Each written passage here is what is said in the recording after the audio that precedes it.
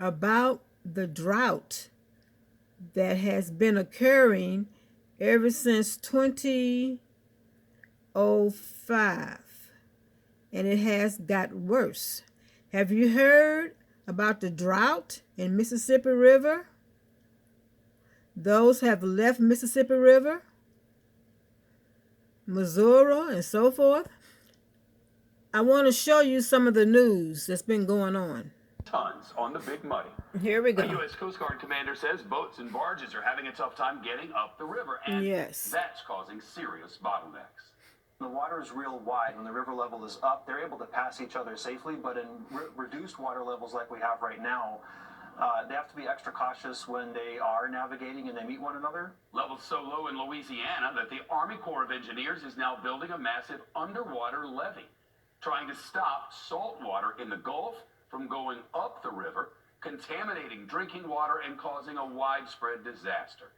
CBC's Jane Wells on the top story at the bottom of the hour. Riverside in the Bluff City, Memphis, Tennessee. Jane. Yes, Miss Memphis. Hey, Shep, yeah, I mean, people say they've never seen anything like it. We just in the last hour saw a barge come through.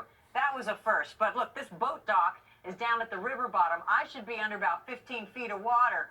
It is just crazy. Instead, I'm in the center of America's latest economic choke point. It seems like there's more mud in the muddy waters of the Mississippi than water, and it's clogging up the supply chain. Thousands of barges carrying grain, fertilizer, steel, oil, and other commodities have been stranded. And towboats, like this one run by Pete Chermataro, aren't going anywhere. But I'm going to have 4 arriving here at this channel, Brock, just within a few hours. And they're just going to sit here? They'll have to wait until the channel's open. Rain up north feeds into the river, but the rains haven't come. The water level near Memphis is nearly minus 11 feet, a new record. It's bad timing for American farmers who are harvesting their crops. Half of U.S. grain exports travel down the Mississippi. And even if farmers can get on a barge, the barges cannot carry as much product to avoid sitting too low in the water. And another problem? The price of traveling by barge has skyrocketed. We've seen a 383% increase in barge freight rates.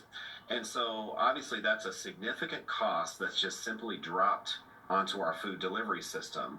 Also impacted is the riverboat cruise industry, which has had to change some itineraries. Good luck finding a boat trip down to New Orleans. But unlike farmers who have to go south, cruise operators can choose to go north. We'll probably spend more time on the Ohio and the Tennessee while the lower Mississippi's getting sorted out. The forecast isn't calling for rain anytime soon, so dredgers are working as fast as they can. But farmers may have to skip the river and try to find space on rail cars or trucks.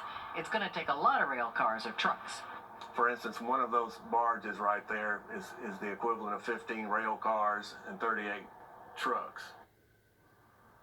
In about 25 minutes, they're going to shut down the river about 80 miles north of New Orleans for the next 12 hours. And they're going to do that a lot over the next several weeks. And the hope is that by the end of November, maybe there'll be some rain, Shep. Man, that'd be nice. What does this do to food prices, Jane? Well, it's interesting because half of the exports of grain come down this river. So they're going out to the world. And that was supposed to help offset what's happening in Ukraine. This mess here may keep global food prices high, but if those farmers can't ship their grain out and they don't have storage, they're going to have to find a domestic market, probably at a discount, so it can actually help lower domestic food prices. Good for us, not good for the farmers. I'll say. Jane Wells in Memphis, thank you. Shepherd.